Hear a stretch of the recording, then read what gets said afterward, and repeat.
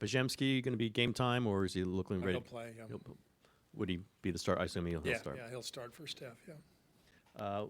Was the Steph decision an easy one? Was it just just to get him some rest? The last 3 games, I think he's been tired, but it's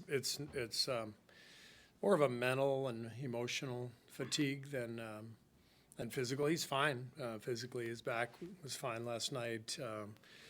He put up a fight last night when I told him I wanted to give him the night off, but he understood. And you guys know Steph, when he's emotionally tired, it affects his decision making. And so he's been turning it over last couple games. He's a little out of sorts. So we've got lots of experience with this. With Steph, we know him well, and just needs a night off once in a while. And he's for sure earned it. I mean, he's just carried us on the road trip, and he's been amazing. And but the last couple of games, I think the fatigue has shown, and so give him a night, and then he'll be right back out there Thursday. It's kind of surprising to hear that it was like more emotional fatigue, just because you guys have been winning so much. Yeah. What would you say, kind of the root cause of the emotional? It's just who Steph is and how he's built, how he's wired. He's we're all built differently, and so sometimes a long homestand is actually a hard thing for players. Like you get out on the road and lots of time to rest, and so sometimes a long homestand can lead to this. But we know Steph well. When he gets tired, the way it manifests itself is decision making. That's clearly shown up the last couple games. So night off. And what do you expect out of Pajemski tonight in terms of minutes? Is he going to be on a restriction at all? Yeah, I mean, first game in a couple of weeks, he can't. He's not going to play 35 minutes, but he's also, the injury is healed, and so it's probably 25, somewhere in there. Coach, last week you talked about spacing being something you guys were focused on. Obviously, without your biggest component in that category tonight, how do you try and adjust without Steph? I think when I talk about spacing, it's regardless of skill set. Even if you have 5 non-shooters out on the floor, you need to be spaced. And so it's. I thought last night we just had a bunch of possessions where it looked like the 1980s. It's like 6 guys in the paint, and some of that was the game just got jumbled. We were desperate. We were attacking the rim. We were playing lineups that hadn't played together much, or if at all, this year, based on how the game was going, based on who was playing well. I think we finished the game with J.K. and Gary, along with Jimmy and Draymond. There's no way, we've played that lineup before, and so we were desperate, and we were trying anything. But even when you have a lineup like that, or maybe even, I should say, especially when you have a lineup out there, guys have to be spaced, because if everyone's crowding the paint, there's no room for passing.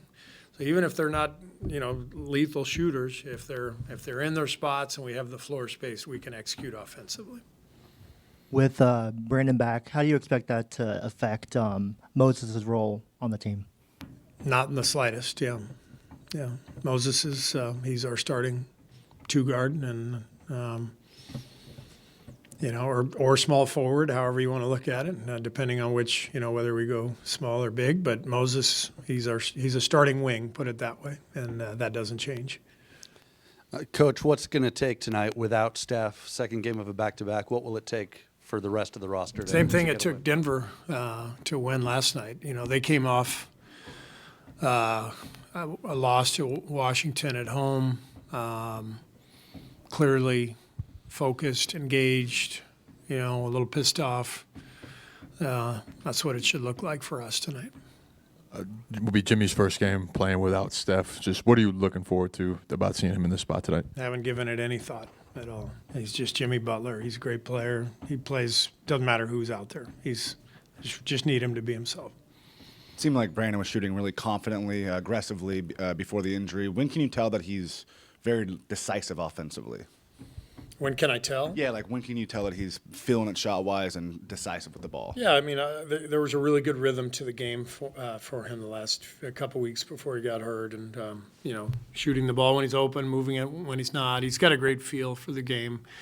The game seems to move better for us when he's out there, so that's what I'm looking for.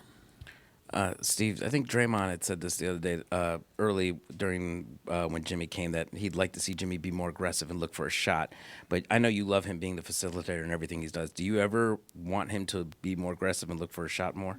He was last night, and I think the game called for it. I think Jimmy's just one of those players who reads the game, whatever it calls for, he responds accordingly. And it's one of the reasons he's a great player. He feels the game, he understands the game. So I'm sure with Steph out, it's not necessarily looking for his shot as much as it is just attacking and creating stuff. And I know that he's going to be doing that. Thank you. Sorry.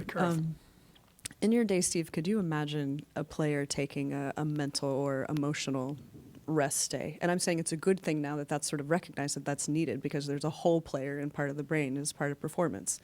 But what do you think about maybe understanding that these things are needed, especially for a superstar player, even when it looks like things are going well, as Danny was saying, there's winning and that kind of thing, but there is a mental fatigue that's now maybe recognized more than before? Yeah, I think in general we recognize that stuff better than we used to, and there's a reason we have people who are keeping an eye on that constantly, and we have a whole performance team that checks in with these guys every single day, and they, they're on the iPad, they're logging all the information, they're asking the guys how they're feeling, physically, mentally, emotionally, the whole deal, and so performance is based on all of those things. It's not just how you're feeling physically. And so we want these guys to be at their best. And, in the course of an 82-game season, usually guys are going to miss some games. And every guy is different, and it's up to us to understand what makes each guy tick and, why someone might need a night off, why they might not, and so there's a lot of work that goes into this. Quinn going to play tonight? Yeah, he should. I mean, he's gonna warm up, and as long as the warm up goes well, we expect him to play. Thanks. Oh, is that it? That's it.